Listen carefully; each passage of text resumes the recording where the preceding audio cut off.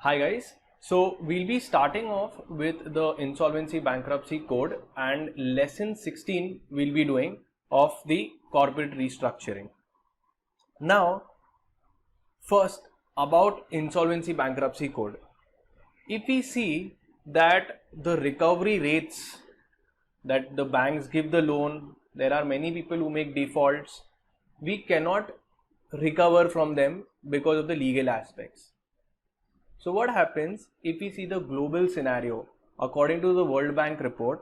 First is India has made a recovery of only 26% of the loans given. तो जो भी recoveries है हम लोग सिर्फ 26% ही रिकवर कर सकते हैं बिकॉज केस चलते ही जाता है, केस में कोई इफेक्टिव नहीं है, कोर्ट्स का रेजोल्यूशन इतना टाइम अच्छा नहीं होता है, तो हम लोग सिर्फ 26% ही रिकवर कर सकते हैं. At the other side if you see the time, कितना टाइम लगता है टू रिकवर, तो कहीं ना कहीं वो लोग 4.5 साल लगते हैं, 4.5 years लगता है to do the recovery. So both ways it's not a good concept है. जब मैं लोन देता हूँ तो लोग डिफॉल्ट करते हैं और मैं रिकवरी भी खाली 26% होता है, मतलब मेरा 74% लॉस जाता है, कॉम्प्रोमाइज हो जाता है पार्टी के साथ में और मैं रिकवरी नहीं कर पाता हूँ मेरे लोन का. ये वर्ल्ड बैंक का रिपोर्ट है. दूसरा हम लोग ये भी देखेंगे, वर्ल्ड बैंक का एक दूसरा रिपोर्ट है जिसमें वो लोग बता रहे कि टाइम कितना लगता है इंसॉल्वेंसी केस में. अगर कोई पार्टी इंसॉल्वेंट हो जाती है तो कितना साल लगता है रिकवरी करने के लिए. तो इट शोज अदर कंट्रीज, दूसरी कंट्रीज में 1 साल के अंदर रिकवरी हो जाती है, यूनाइटेड स्टेट्स में 1.5 years के अंदर रिकवरी हो जाती है, साउथ अफ्रीका में 2 साल के अंदर, बट इंडिया के अंदर कहीं ना कहीं 4.5 साल लग जाते हैं, 4.5 years लग जाते हैं रिकवरी करने के लिए, बिकॉज तारीख पे तारीख कोर्ट में केस चलते ही जाता है. Now this is not a good concept. तुम देखने जाओगे in around in 2014 1.14 lakh crore, मतलब 1 लाख करोड़ का बैड डेट्स था. गवर्नमेंट को राइट ऑफ करना पड़ा कि नहीं मिलने वाला है, ये बहुत डिफिकल्ट है, ये लॉस्ट एसेट है. तो कितना, 1 lakh crore. 1 lakh crore means 1 trillion.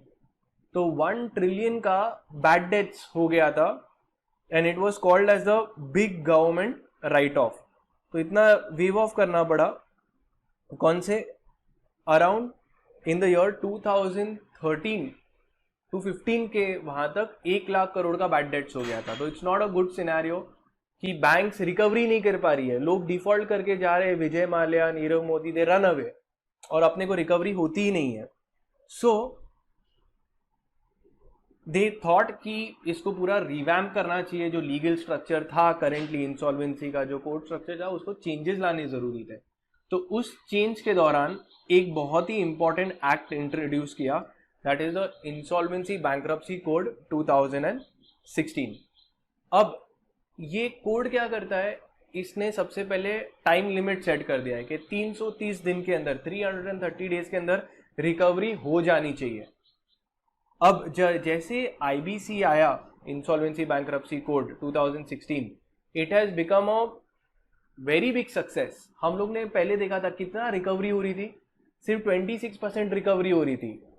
After 2016 till date, मतलब 2019 तक एक रिपोर्ट आया था, उसके अंदर बताया कि हम लोग ने कहीं ना कहीं रेट इंप्रूव कर दिया, रिकवरी का रेट इंप्रूव कर दिया, और हम लोग कहीं ना कहीं 43% रिकवर कर पा रहे अभी. सो 26% छोड़ के हम इंप्रूव कर सके, रिकवरी ज्यादा होने लगी है, and we can recover around 43% of the debt. और अब तक के, जब से आईबीसी आया और अभी तक हम लोग ने 1 लाख करोड़ अप्रोक्सीमेटली रिकवर किया है. 1 लाख करोड़ मीन्स 1 ट्रिलियन. तो 1 ट्रिलियन डेट हम लोग ने रिकवर किया है. तो IBC is a better than non-IBC process. Clear, it has its own limitations, but it is improving and upgrading itself. Then you tell me कि जब IBC आया, इसकी वजह से प्रोफेशनल्स, एक इंसॉल्वेंसी बैंक्रप्सी कोड के अंदर जब भी कंपनी इंसॉल्वेंट हो जाती है, Vijay Mallya, we had seen many companies they like Jet Airways, it became bankrupt. जब bankrupt हो गया तब आईबीसी के अंदर मैटर गया, एसबीआई ने केस फाइल किया कि ये कंपनी हमारा रिकवरी नहीं कर पा रही है, और तुम नोटिस करोगे SBI files for insolvency in NCLT, तो कंपनी कोर्ट के अंदर वो लोग ने जेट एयरवेज के अंदर केस फाइल किया. Okay, now professionals like company secretary, chartered accountant, CWA का स्कोप बढ़ा होगा कि कम हुआ होगा विद इंट्रोडक्शन ऑफ आईबीसी? कम हुआ है कि ज्यादा हुआ है? सो इट हैज एक्सपैंडेड, तो इसका स्कोप बढ़ चुका है, जिसकी वजह से जैसे जैसे बैंक्रप्सीज होते जा रहे हैं, so it is not good for the companies, but who will enjoy? किसको अच्छा लगेगा इंसॉल्वेंसीज होते जाए? Company secretaries, chartered accountant, CWS, जो भी रेजोल्यूशन प्रोफेशनल्स होने वाले, लिक्विडेटर्स होने वाले, दे विल बी अपॉइंटेड और उनका स्कोप बढ़ने वाला है. So if you see, demand for resolution professionals have increase with period of time. तो जब भी बैंक्रप्सी रेट हाई होते जाएगा, किसको अच्छा लगेगा? द रेजोल्यूशन प्रोफेशनल्स, मतलब जो भी चार्टर्ड अकाउंटेंट्स, कंपनी सेक्रेटरी, सीडब्ल्यूज है, इनका स्कोप अभी बढ़ने वाला है, बैंक्रप्सी ज्यादा होगी तो. सो क्या काम होगा इनका? ये लोग जो रेजोल्यूशन, बिकॉज जब भी बैंक्रप्सी होगी तब प्रोफेशनल्स को बुलाना पड़ेगा, क्योंकि there has to be some procedure, assets को बेचना पड़ेगा, पैसे रियलाइज करने पड़ेंगे, डिस्ट्रीब्यूट करना पड़ेगा, तो इसके लिए प्रोफेशनल्स को अपॉइंट करना पड़ेगा.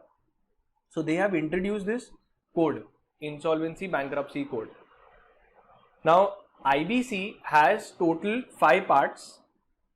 It has total of 255 sections and it has 11 schedules. ठीक है, ये सारे पार्ट्स में से कंपनी की इंसॉल्वेंसीज, जब भी कंपनी इंसॉल्वेंट होती है, it is dealt in part 2 of IBC, which is called as a corporate insolvency resolution process और CIRP process. Now इसके अंदर CIRP प्रोसेस के अंदर बता रहे कि कभी भी जब कंपनी इंसॉल्वेंट होती है तो एक प्रोफेशनल को हायर करना पड़ेगा. प्रोफेशनल कौन होगा? उनका नाम रखा है इन resolution professionals. Okay, they are like liquidators, resolution professionals. अब रेजोल्यूशन प्रोफेशनल्स को जब अपॉइंट किया तो तुम्हें क्या लगता है, क्या रोल होगा ऑफ दीज रेजोल्यूशन प्रोफेशनल्स? क्या करेंगे ये लोग? अगर मुझे अपॉइंट किया जेट एयरवेज के अंदर, तो मैं क्या क्या काम करूंगा? So first thing is I will try to verify the claims. जैसे मेरे को अपॉइंट किया एनसीएलटी ने, मैं अपॉइंट हूंगा, मैं ढूंढूंगा कि किस किस का पैसा बाकी है. तो मैं एक वेरिफिकेशन, एक क्लेम्स का लिस्ट बनाऊंगा कि ये सारे लोग का इतना इतना पैसा बाकी है. उसके बाद में मैं इन लोग की एक कमेटी बनाऊंगा. ये कमेटी के अंदर मैं बोलूंगा आप लोग बैठो और डिसाइड करो क्या करना है ये कंपनी का. ये एसबीआई की कमेटी बनेगी और जितने भी क्रेडिटर्स है, जितने भी लोग दिए उनकी कमेटी बनेगी, और वो कमेटी के अंदर वो बोलेंगे कि ये कंपनी का करना क्या है अभी. तो एक प्लान बनेगा, रेजोल्यूशन प्लान. सबसे इंपॉर्टेंट चीज रहेगी कि कंपनी को हम लोग ट्राई करेंगे कि रिवाइव कर सके. एक डूबती हुई कंपनी को हम लोग एक हेल्पिंग हैंड देके रिवाइव कर सके. तो एक प्लान बनेगा उनके लिए. अलग अलग स्ट्रैटेजीज होती है. इफ यू सी हार्वर्ड के अंदर, and there are other MBAs also, in that MBA what you do कि they are called as turn around strategist. Turn around strategist क्या होते हैं कि डूबती हुई कंपनी के अंदर वो लोग को बुलाते हैं. जब भी कुछ गड़बड़ हो जाता है तब डूबती हुई कंपनी के अंदर उनको बुलाएंगे और उनको बोलेंगे कि आप प्लीज इसको रिवाइव करके दिखाओ कंपनी को. So then they will do M&A, mergers and amalgamation. They will find कि कैसे लोन देना है. अलग अलग इन्वेस्टर्स को बुलाएंगे. येस बैंक का भी देखा था तो काफी इन्वेस्टर्स आ गए थे. एक ऑलमोस्ट डूब रही थी येस बैंक, उसको फंड इन्फ्यूज किया, उनको टेम्पररी फंड्स. इन्वेस्टर्स आते हैं और फिर एक प्लान बनता है और फिर हम लोग ट्राई करते हैं our level best to revive the company. But अगर रिवाइव नहीं हो सकी, जो भी हो सके हम लोग उसको रिवाइवल एंड रिहेबिलिटेशन का टेक्निक देंगे. बट अगर रिवाइव नहीं कर सके तो then we will have to shut down the company and start the liquidation process. उसमें एसेट्स बेच देंगे, कंपनीज को सेल ऑफ करने पड़ेंगे assets. That is the only way. We try our level best in the first way to revive the company. अभी if we see the entire process कैसा होगा, that is the CIRP process. Okay, सबसे पहले CIRP process में it's covered in chapter 2 because company के insolvency होगी. Part 2, तो chapter 2 part 2 from section 6 to section 32. अब मैं तुमको पूछ रहा हूं कि ये पूरा प्रोसेस चालू कैसे होगा. ये जो पूरा कंपनी का इंसॉल्वेंसी का प्रोसेस है चालू कैसे होगा. सबसे पहली चीज क्या हुई होगी कि इंसॉल्वेंसी की बात हुई होगी. सबसे पहले हुआ होगा एक डिफॉल्ट. एक डिफॉल्ट हुआ होगा. तो सोचो कि अगर मैं एक लोन दिया मैंने कंपनी को और वो कंपनी ने पैसे नहीं दिए, तो सब उसको क्या बोलेंगे, डिफॉल्ट. जैसे डिफॉल्ट हुआ तो क्या करना चाहिए मुझे. कंपनी ने मेरा पैसा नहीं दिया, बोले जाओ नहीं देंगे, जो करना है कर लो. तो मैं कोर्ट के पास में जाऊंगा. कंपनी की कोर्ट्स कौन है, उसका नाम है NCLT, national company law tribunal. अब कौन जा सकता है ये NCLT के पास में. 3 लोग जा सकते हैं NCLT के पास में. सबसे पहले तुम्हारे फाइनेंशियल क्रेडिटर्स. फाइनेंशियल क्रेडिटर हो गया जिसने तुम्हें लोन दिया है. सेकंड, और कौन जा सकता है किसको अफेक्ट हुआ होगा. Second is your operational creditors. Operational creditors कौन हो गए, तुम्हारे सप्लायर जिसको तुमने माल दिया था. मैंने माल दिया था और कंपनी ने माल का पैसा नहीं दिया. सप्लायर्स ऑफ गुड्स और सर्विसेज, या एम्प्लॉई. सोचो एम्प्लॉई का पगार नहीं दिया, तो एम्प्लॉईज का पगार नहीं दिया तो they are called as operational creditors. Even they can file case after 110 days. After 10 days of the default. तो जैसे डिफॉल्ट हुआ, फाइनेंशियल क्रेडिटर सीधा NCLT के पास में जा सकते हैं. ऑपरेशनल क्रेडिटर को नोटिस देना पड़ेगा, डिमांड नोटिस देना पड़ेगा कि भाई मेरा पैसा आप रिटर्न दे दो. अगर नहीं दिया तो फिर बाद में 10 दिन तक मैंने नोटिस दे दिया, 10 दिन हो गए अभी तक मेरा पैसा नहीं आया, तो मैं जाऊंगा NCLT के पास में. और थर्ड कैटेगरी कौन है, corporate debtor. Corporate debtor is a company itself. जैसे डिफॉल्ट करती है वो रियलाइज करती है कि उसको थोड़ा हेल्प की जरूरत है, NCLT के पास में चले जाते हैं. जैसे NCLT के पास में गए, NCLT विल से, ऐसा नहीं है कि तुम NCLT के पास में आए तो वो लोग बोलेंगे कि एक काम करो, देखो ये कंपनी को रिवाइव कैसे कर सकते हैं. तो हो सकता है कॉर्पोरेट डेटर खुद भी आ जाए. अब डिफॉल्ट का केस कौन फाइल कर रहा है, या तो क्रेडिटर्स फाइल कर रहे हैं या तो डेटर खुद NCLT के पास में जा रहा है. अब NCLT के पास में गए तो क्या होगा, जैसे मैं कोर्ट में जाता हूं, कोर्ट को 14 दिन का टाइम मिलता है, 14 डेज का टाइम मिलता है. या तो मैटर उठाएगा, एडमिट करेगा, या तो मैटर रिजेक्ट कर देगा. अगर रिजेक्ट कर दिया तो 7 दिन का टाइम मिलता है तुमको. 7 दिन का टाइम मिलेगा कि भाई अपनी जो भी गलती है उसको रेक्टिफाई कर लो, मॉडिफाई कर लो एप्लीकेशन. वंस NCLT ने एक्सेप्ट कर दिया केस, सोचो कि NCLT बोले कि हाँ हम लोग ठीक है ये मैटर को उठा लेंगे, तो हम लोग ने केस फाइल किया, NCLT ने उठा लिया मैटर. फिर क्या होगा, जैसे NCLT ने मैटर उठा लिया, 4 important things will happen. 4 important things. सबसे पहले क्या होगा, CIRP प्रोसेस विल कमेंस. मतलब जो पूरा प्रोसेस है दैट विल कमेंस. सेकंड,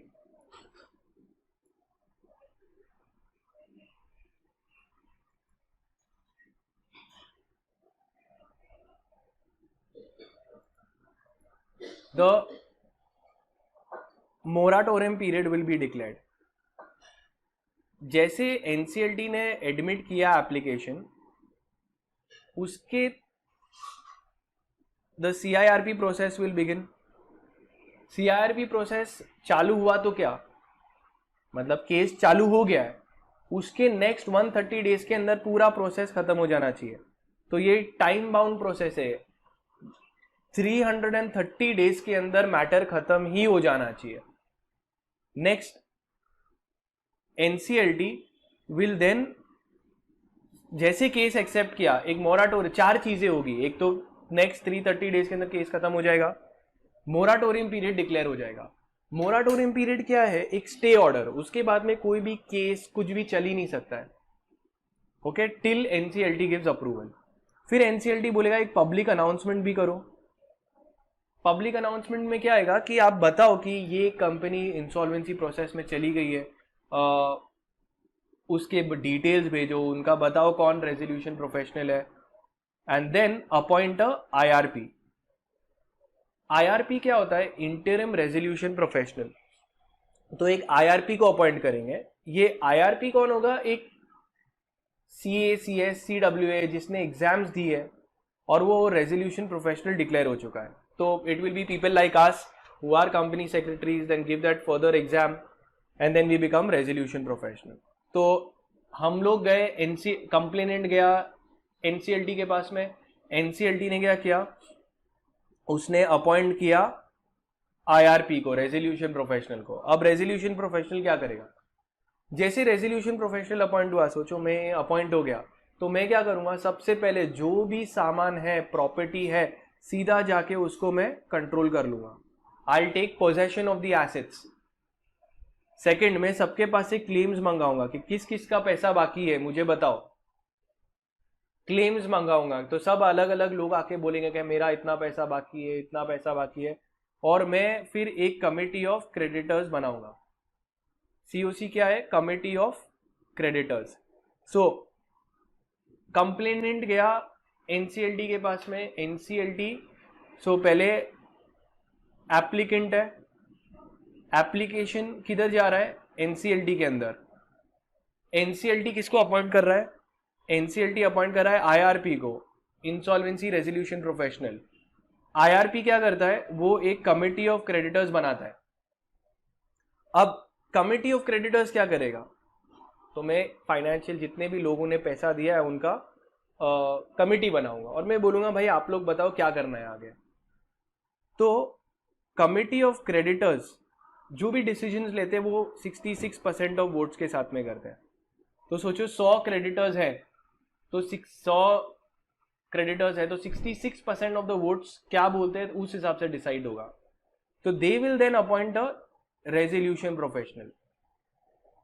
तो जो रेजोल्यूशन आईआरपी है, आईआरपी कमिटी ऑफ क्रेडिटर्स बनाएगा.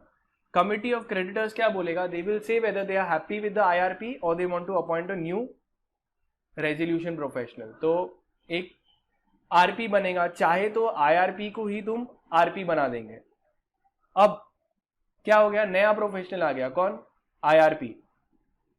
आईआरपी क्या करेगा? आईआरपी विल देन वर्क कि भाई अभी एक इंफॉर्मेशन मेमोरेंडम बनाएगा.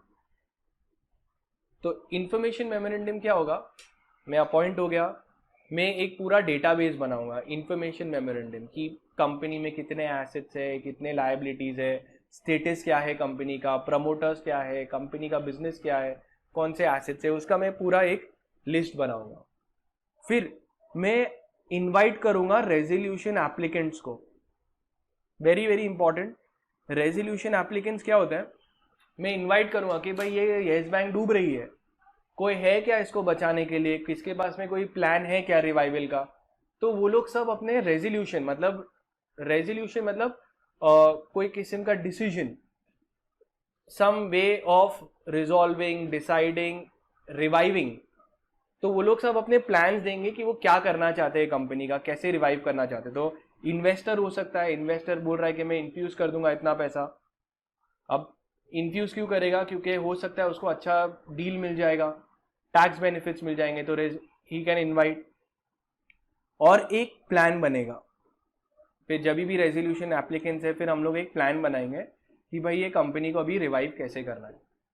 अब ये जो प्लान बनेगा, so what does the resolution professional do? He makes a plan. अब ये जो प्लान है वो 2 पार्टीज को जाएगा, कमिटी ऑफ क्रेडिटर्स को जाएगा और and it will go to the NCLT. National Company Law Tribunal. So resolution plan will first be approved by the committee of creditors. They have to give 66% votes, and then it will be given by the National Company Law Tribunal. Resolution plan एक बार successfully implement हो गया, okay, एक बार committee of creditors and NCLT have approved it and it is successfully implemented, yes, तो company survive हो गई. तो सोचो जो भी हम लोग ने स्ट्रैटेजी बनाई थी, okay, this is called as a turn around strategy. डूबती कंपनी को कैसे सर्वाइव करवाना. तो अगर सर्वाइव हो गई तो अच्छी बात है, आगे कंटिन्यू होगी. बट अगर हम लोग प्लान सक्सेसफुल नहीं हुआ या इम्प्लीमेंट नहीं कर पाए तो वो कंपनी को कोई ऑप्शन ही नहीं रहेगा, उसको डुबाना पड़ेगा कंपनी. तो this is the entire CIRP process. Clear है ना? Now let's see what is given in the module. Now lesson 16, let's see. First is they are talking in initial part of the chapter, they will talk about insolvency professionals. जो professionals होते हैं जब appoint होते हैं उनका क्या role है. तो सबसे पहले बहुत ही इंपॉर्टेंट रोल है, okay. What they will do, अगर मैं अपॉइंट हुआ तो मैं वेरिफिकेशन ऑफ क्लेम करूंगा, किस किस का पैसा बाकी है, सारा इंफॉर्मेशन कलेक्ट करूंगा, मैं कंपनी के अफेयर्स मैनेज करूंगा. In a CIRP process the insolvency professional runs the debtors business during the moratorium period. तो जब तक कि मोराटोरियम पीरियड है, स्टे ऑर्डर है, इंसॉल्वेंसी प्रोफेशनल ही कंपनी को चलाएगा. He will look how to revive and rehabilitate the company. Okay, now let's see enrollment of insolvency professional. ये insolvency professionals होते कौन है? तो सबसे पहले IBBI insolvency bankruptcy board होता है, okay, this is the regulator for insolvency matters. तो सारे laws changes, okay, is brought in by the insolvency bankruptcy board. उस बोर्ड के अंदर IPAs होते हैं, इंसॉल्वेंसी प्रोफेशनल एजेंसीज. अब ये प्रोफेशनल एजेंसीज कौन कौन ज्वाइन हो चुके हैं? ICAI, ICSI and ICWA. Now what is the role of ICSI, ICWA and ICSI? उनका रोल सिंपल है, they will conduct exams and they will grant memberships. तो मैं अगर पास हो गया इंसॉल्वेंसी की एग्जाम तो then I will become a insolvency professional. Clear it now? So who is an insolvency professional? He is a member of the IPA registered with the board. Board यहाँ पे IBBI. तो insolvency professional is a person who is registered with the IPA, ICSI, ICAI, ICWA, who are the IPAs.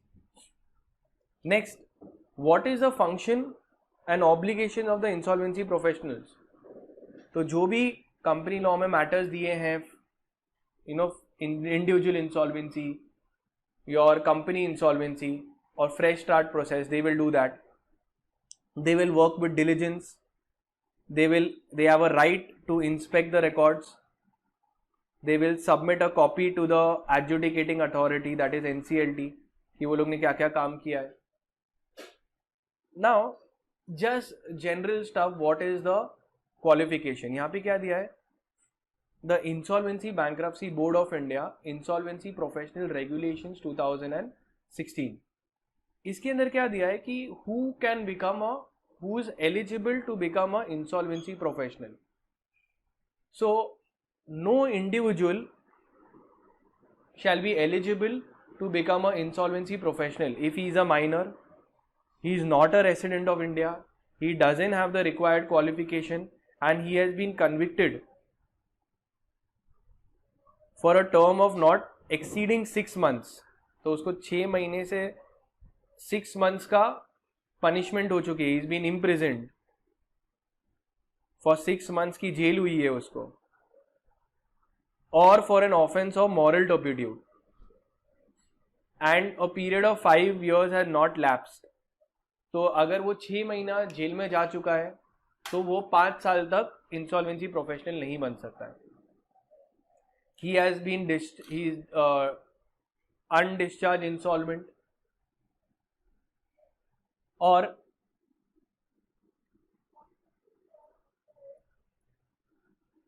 he is a person of unsound mind.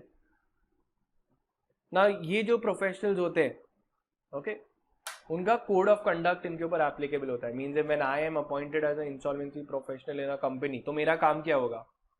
तो work is different and etiquettes is different. So they are saying the code of conduct, the manner of your behavior. So I should work with integrity. Highest amount of integrity should be there and objectivity. Objectivity मतलब क्या? मुझे पता होना चाहिए मैं यहाँ पे क्यों आया हूँ. So my objective is to be basic attributes will be given. I should be honest. I should be straightforward. Okay, I should not take any gifts. I should not take any bribe. I should not bring a disrespect to my profession. So I have to hold my profession in the highest integrity and highest regards and not do anything which will become a. I should not be biased or use undue influence. किसी भी तरीके से अपना influence. I should not take unfair advantage of my position of power. I must disclose all the conflicts of interest. तो मेरे जो भी हो सकते हैं इंडिपेंडेंस को अफेक्ट हो सकते हैं, I must disclose. I should be independent and impartial.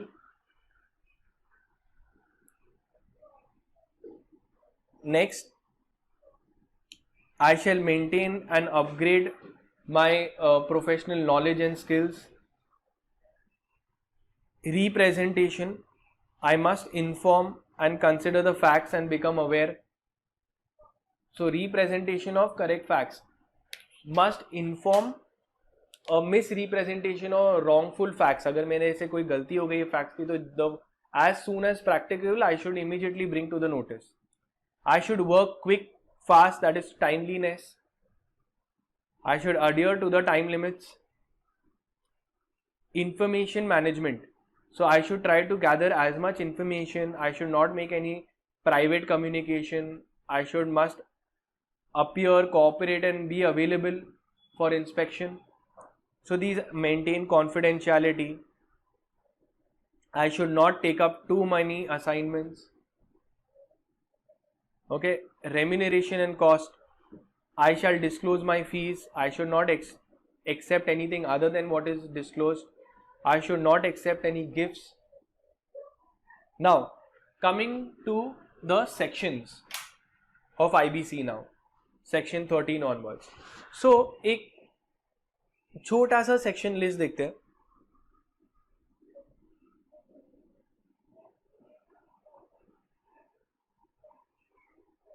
ये हमारे सारे section list है. You want, you can take in a screenshot. It is small, but we'll see. Okay, so let's see what it is. ये sections का list है. You should know it by heart. Now section 6 हम लोग ने देखा था. पहले CIRP process होता क्या है? Part 2 chapter 2 section 6 to 32. तो यहाँ पे देखोगे सेक्शन 6 और एंड होगा सेक्शन 32 पे. Deals with the company insolvency. पहली बात कर रहे हैं कि केस कौन फाइल कर सकता है. हु में इनिशिएट अ केस. तो क्रेडिटर या डेटर. क्रेडिटर भी, फाइनेंशियल क्रेडिटर भी केस कर सकता है या ऑपरेशनल क्रेडिटर भी केस कर सकता है. Financial creditor can do under section 7. 8 के अंदर ऑपरेशनल क्रेडिटर को पहले डिमांड नोटिस देना पड़ेगा. 9 में वो केस कर सकता है. कॉर्पोरेट डेटा 10 में केस करेगा. Who cannot file cases is given under section 11. Time limit to complete the CIRP process is given under section 12. अब आ रहा है जो हम लोग टॉपिक कर रहे थे. ठीक है, ये रहा सेक्शन 13. तो जैसे मैटर एक्सेप्ट होता है NCLT के अंदर, NCLT under section 13 will declare a moratorium period, a stay order. वो लोग एक पब्लिक अनाउंसमेंट डिक्लेयर करेंगे और वो लोग एक IRP को अपॉइंट करेंगे, इंसॉल्वेंसी रेजोल्यूशन प्रोफेशनल को अपॉइंट करेंगे। तो देखते हैं। सो सेक्शन 13 में the NCLT shall take after taking the application, after admitting the application under section 7, 9 और 10। ठीक है, तो यहां पे देखा था 7 के अंदर कौन केस फाइल कर सकता है, फाइनेंशियल क्रेडिटर। 9 के अंदर कौन केस फाइल कर सकता है, ऑपरेशनल क्रेडिटर। और 10 के अंदर कौन केस फाइल कर सकता है, your corporate debtor. So after admitting the application NCLT shall by order declare moratorium, a public announcement and appoint a IRP। ठीक है, अब आता है सेक्शन 14। सेक्शन 14 क्या है कि इफेक्ट ऑफ मोराटोरियम। मोराटोरियम होता क्या है? So moratorium is a stay order, उसके बाद में काफी सारी चीजें नहीं हो सकती है। तो let's see. So section 14 describes the effect of moratorium. It states that adjudicating authority कौन है यहाँ पे, NCLT। So NCLT shall by order declare moratorium prohibiting all of the following। तो ये सारी चीजें हो ही नहीं सकती। क्या नहीं हो सकता? First is institution of any case. एक बार NCLT के पास में आ गया, NCLT सेइंग टाइम प्लीज, रुक जाओ भाई, कंपनी को जरा ब्रीदिंग स्पेस दो, तो कोई भी केस नहीं हो सकता, कोई भी एसेट्स बिक नहीं सकते, कोई भी एक्शन नहीं कर सकते। बट यू थिंक कंपनी में जो डे टू डे बिजनेस है वो चल सकता है कि नहीं? तो NCLT विल से वो असेंशियल गुड्स एंड सर्विसेज का जो पार्ट है वो टर्मिनेट नहीं होगा, वो चल सकता है। कोई भी नया केस या कुछ सेलिंग ऑफ नहीं हो सकता।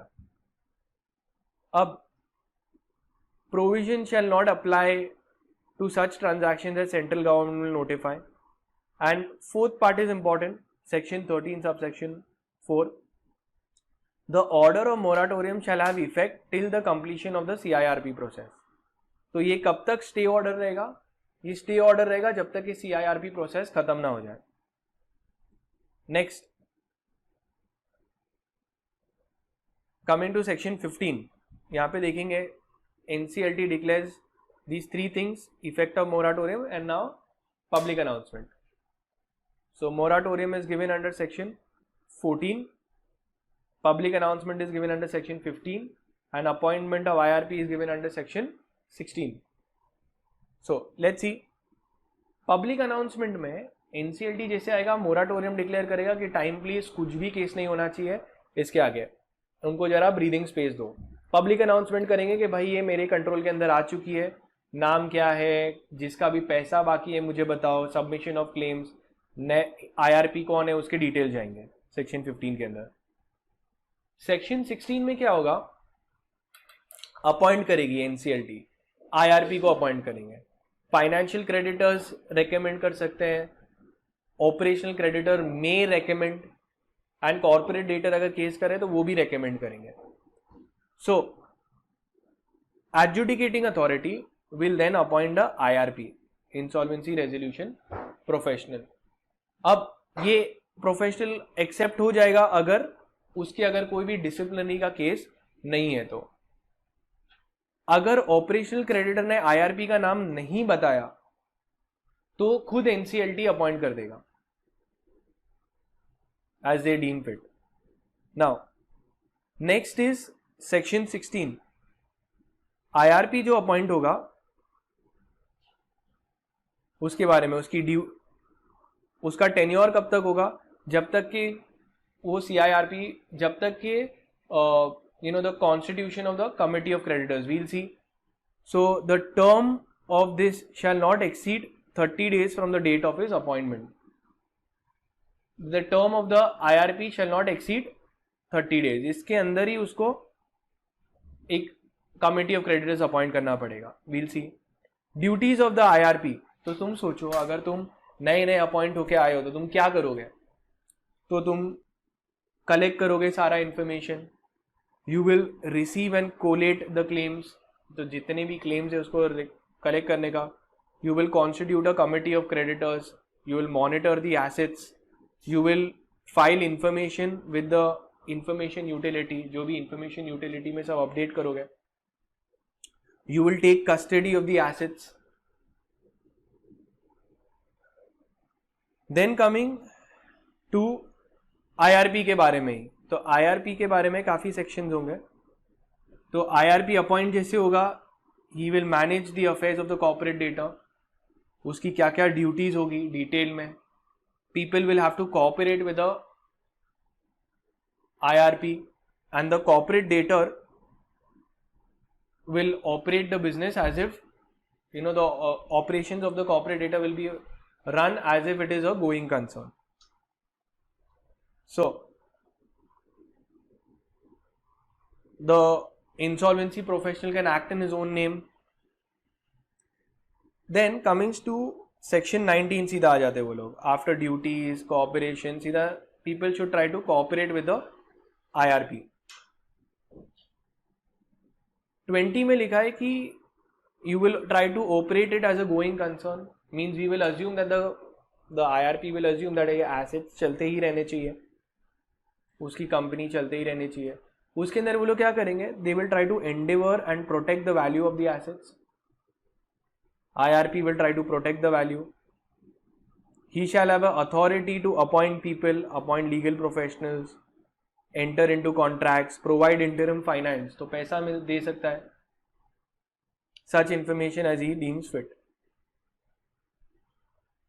Then appointment of resolution professional. Now we had seen कि जैसे आता है वो उसका काम क्या होगा, he will create a committee of creditors under section 21. तो जैसे कमिटी ऑफ क्रेडिटर्स अपॉइंट होते हैं, they committee of creditors will appoint a resolution professional. वो लोग बोलेंगे कि IRP को ही कंटिन्यू करना है कि नए अपॉइंट करना है. So that the first meeting of the committee of creditors should be held within 7 days of its constitution and 66% of vote से वो लोग अपॉइंट करेंगे. So they shall communicate its decision to the IRP.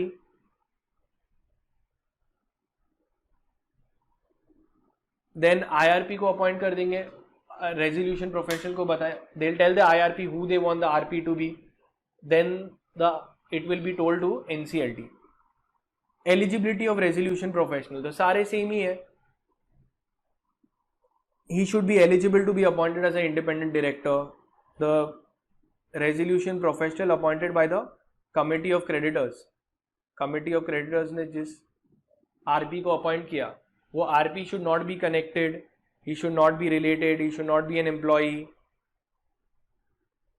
अगर committee of creditors decide to appoint the IRP only as a resolution professional, then he will obtain a written consent in form AA. A resolution professional shall make all the necessary disclosures at the time of his appointment. अब resolution professional to conduct the CIRP process. Now once he is appointed, he will continue the process. He will have almost the same powers as that of the IRP, that he will also take custody of the assets. He will try to run the business as a going concern. He will conduct, he will have all the powers of the IRP. He will collect information. Duties of the resolution professional यहाँ पे देखेंगे. तो एक बार RP को appoint किया, RP will conduct the CIRP process. फिर एक मीटिंग होगी कमिटी ऑफ क्रेडिटर्स का, he can call for meetings. Duties of the resolution professional, almost same duties है IRP, and he will try to make resolution plans as we had seen. He will take control of all the assets.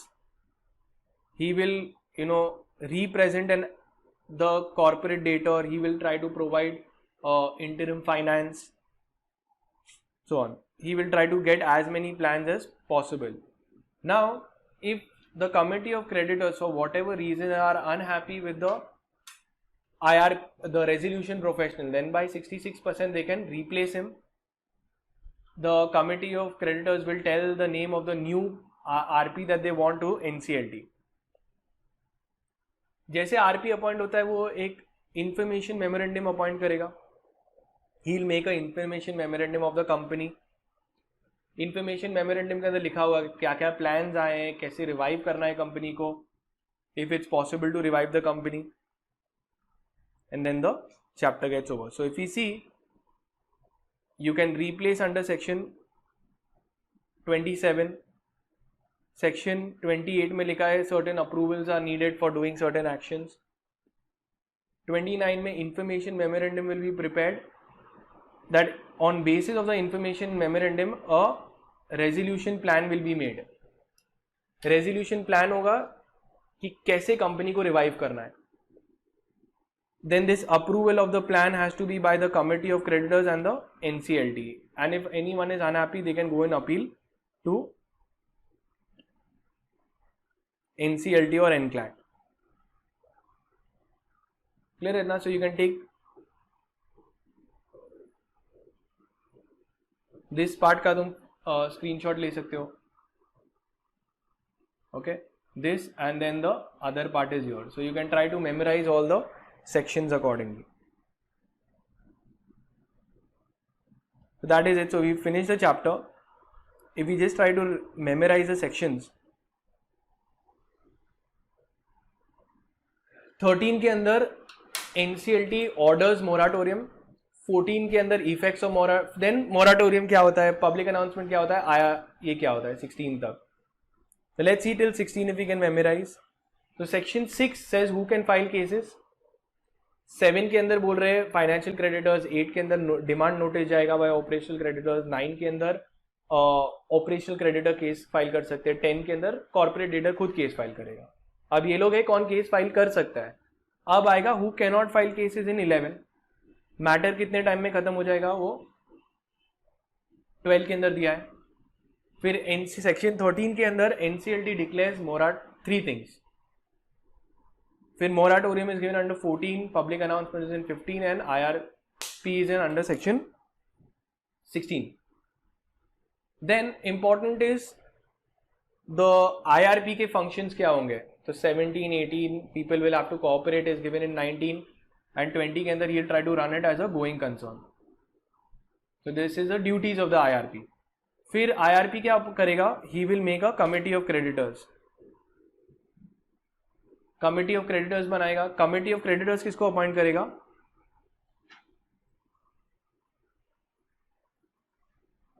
So IRP will make the committee of creditors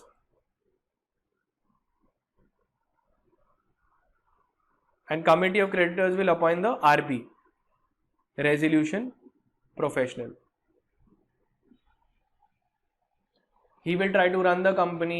He will try to make an information memorandum under section 29. On basis of this information memorandum, on the what are the affairs, claims, all the basic details will be given.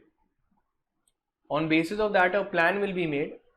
This plan needs to get approved by 66% of the committee of creditors and NCLT, and then you can go in appeal. So that is it. We finished the chapter.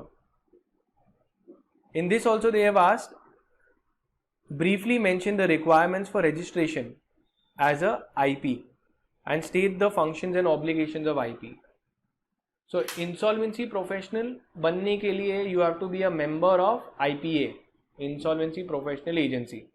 उसके functions हम लोग ने देखे थे, to administer all the IBC code के अंदर जो भी requirements है they will have to do. Code of conduct is his attributes. So he'll have to be honest, integrity, objectivity, timeliness, all of this is given, impartiality, all of those functions are given. What do you understand by moratorium? So once NCLT admits the application, it declares a moratorium. Moratorium is time please. That is, nothing new should be introduced. The day-to-day functions can be done of the company, of buying, selling, all the day-to-day functions, but no institution of a new case, no selling of assets, and no enforcement of any rights. The explain briefly the duties of the IRP. तो जैसे मैं company में appoint होता हूँ, मैं एक I do verification of the claim, I take possession of the assets, I act on behalf of the company, then I will prepare a committee of creditors.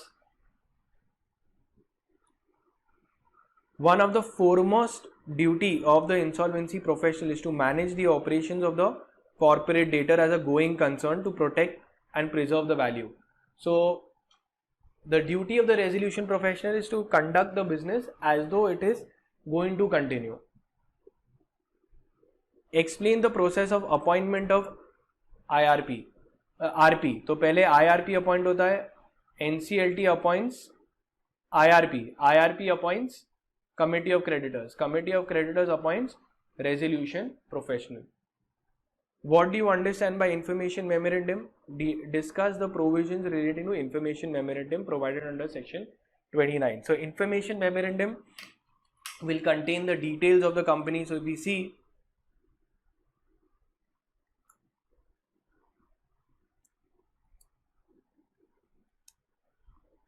what are the information memorandum, what all details are required.